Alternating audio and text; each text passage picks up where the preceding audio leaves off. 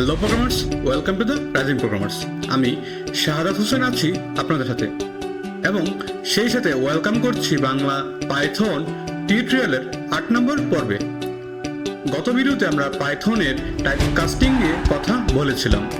Type casting কি, implicit and explicit type casting কি এবং কীভাবে কাজ করে ইত্যাদি নিয়ে জানার এবং বোঝার চেষ্টা করেছিলাম। সো যারা আগের পর্বটি এখনো দেখেননি, দয়া করে দেখে নেবেন।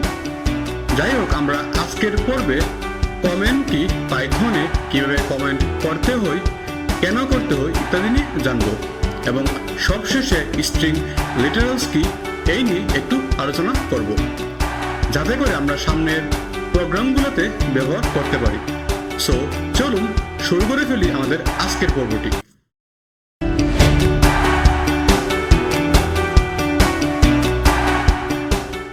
শুরুতে আমরা পাইথন কমেন্টসের ডেফিনেশন আসি।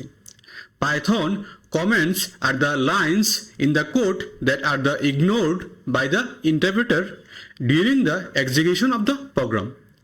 অর্থাৎ কমেন্ট হলো কোডের সেই লাইনগুলা যেগুলা প্রোগ্রাম এক্সিকিউশনের সময় ইন্টারপ্রিটার দ্বারা উপেক্ষা করা হয় বা আমলে নেওয়া হয় না। মানে আমরা কমেন্টের মাধ্যমে যাই লিখি না কেন, আমরা সেটার আউটপুট দেখতে পাবো না, আমাদের ইন্টারপ্রিটার সেটাকে ইগনোর করে। পাইথনে উল্লেখযোগ্যভাবে দুই ধরনের কমেন্ট আছে, একটা হলো সিঙ্গেল লাইন কমেন্ট আর একটা মাল্টি লাইন কমেন্ট। তো সিঙ্গেল লাইন কমেন্ট ব্যবহার করা হয় সিঙ্গেল লাইনকে কমেন্ট করার জন্য, আর অনেকগুলো লাইনকে একসাথে কমেন্ট করার জন্য মাল্টি লাইন কমেন্ট ইউজ করা হয়। এটাকে ডক স্ট্রিংও বলা হয়। সো চলুন আমরা ভিএস কোডে কোড করে কীভাবে কমেন্টস লিখতে হয় বা ব্যবহার করতে হয় দেখে নিই। আমরা ভিএস কোডে চলে আসলাম।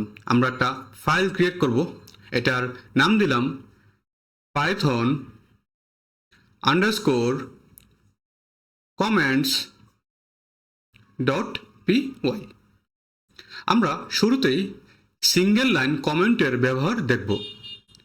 পাইথনে শুরুতে হ্যাশ চিহ্নের মাধ্যমে সিঙ্গেল লাইন কমেন্ট লেখা হয়।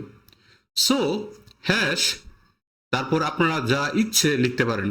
আমি লিখলাম my name is Shahadat Hossain. So আমরা যদি এটাকে এখন রান করি, কিছুই দেখতে পাবো না, কারণ আমাদের ইন্টারপ্রেটার এটাকে ইগনোর করবে। আমরা Ctrl+S দিয়ে সেভ করে নিলাম, তারপর ভিউ থেকে টার্মিনালটি ওপেন করলাম। আমরা লিখব পাইথন, তারপর ফাইল নেম। আমাদের ফাইল নেম হলো পাইথন আন্ডারস্কোর কমেন্টস .py। আমরা এন্টার প্রেস করলাম। তো আমরা দেখতেই পাচ্ছি এখানে কিছুই দেখাচ্ছে না। সো আমরা এইভাবে আমাদের কোডে সিঙ্গেল লাইন কমেন্ট করতে পারবো। এখন আসুন মাল্টি লাইন কমেন্টে। মাল্টি লাইন কমেন্টের জন্য দুই দিকে ট্রিপল কোট দিয়ে র্যাপ করে নিতে হবে। শুরুতে ট্রিপল কোট, তারপর আপনি যা ইচ্ছা লিখতে পারেন। আমি আগের টেক্সটটি কপি করলাম। আমি এটাকে কয়েকবার কপি করে নিব। আমরা এখন ট্রিপল কোট দিয়ে এটা শেষ করে দিব। এই তো আমরা মাল্টিলাইন কমেন্টস লিখে ফেললাম। আরেকটা কথা, আমরা চাইলে এখানে 3 বার সিঙ্গেল কোটও ইউজ করতে পারি, তাতে কোনো সমস্যা নেই। তো এখন আপনাদের মনে প্রশ্ন আসতে পারে, আমরা শুধু শুধু কেন কমেন্ট লিখব? আসলে আমরা যেই কোড লিখব, এই কোডগুলো আমাদের প্রজেক্টে কি কাজ করবে এগুলা আমরা কমেন্টের মাধ্যমে বলে দিতে পারি, যাতে করে অন্য একজন ডেভেলপার বুঝতে পারে এই কোডের মাধ্যমে এই কাজগুলা হচ্ছে। মোট কথা, ডকুমেন্টেড কোড লেখার জন্য আমরা কমেন্টস ইউজ করতে পারি। তারপর ধরুন আমরা একটা কোড লিখলাম, কিন্তু আপাতত আমরা এটাকে রান করাতে চাচ্ছি না, এক্ষেত্রে আমরা এই কোডটাকে কমেন্ট করে দিতে পারি। সো আশা করি কমেন্টস কি, এর প্রকারভেদ এবং কিভাবে লিখতে হয়, কেন লিখতে হয় আমরা বুঝতে পেরেছি। এখন আসুন স্ট্রিং লিটারালস নিয়ে একটু বুঝে নেই। আমরা যদি ডেফিনেশনে যাই, string literals are sequence of character enclosed in quotes, অর্থাৎ ক্যারেক্টারগুলোকে কোটসের মাধ্যমে আবদ্ধ করে দিলেই হয়ে যায় স্ট্রিং লিটারালস। আর স্ট্রিং হলো কম্বিনেশন অফ ক্যারেক্টার। আপাতত স্ট্রিং নিয়ে বেশি কিছু বলতে চাই না, কারণ আমরা সামনে এই ডেটা টাইপ নিয়ে বিস্তারিত জানব। আর স্ট্রিং লিটারালস অ্যান্ড লিটারালস নিয়ে আমরা সামনের কোনো একটা পর্বে বিস্তারিত আলোচনা করব। আপাতত কীভাবে লিখতে হয় এটা আমরা দেখে নিই। চলুন আমরা আবারও ভিএস কোডে চলে যাই। আমরা আর নতুন করে ফাইল ক্রিয়েট করব না, আমরা এটাতেই কোড করব। আমরা একটা ভেরিয়েবল ডিক্লেয়ার করব।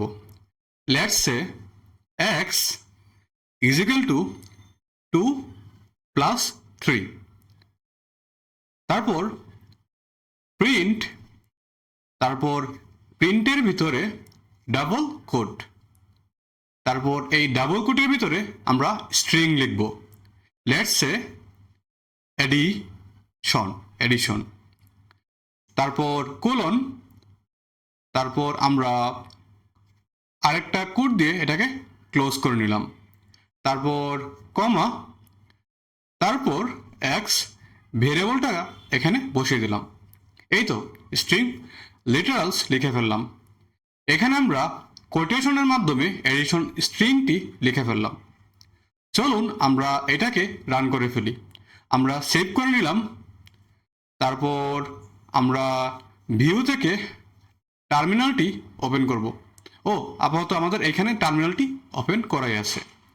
সো পাইথন ফাইল নেম, আমাদের ফাইল নেম হলো Python underscore comments dot py।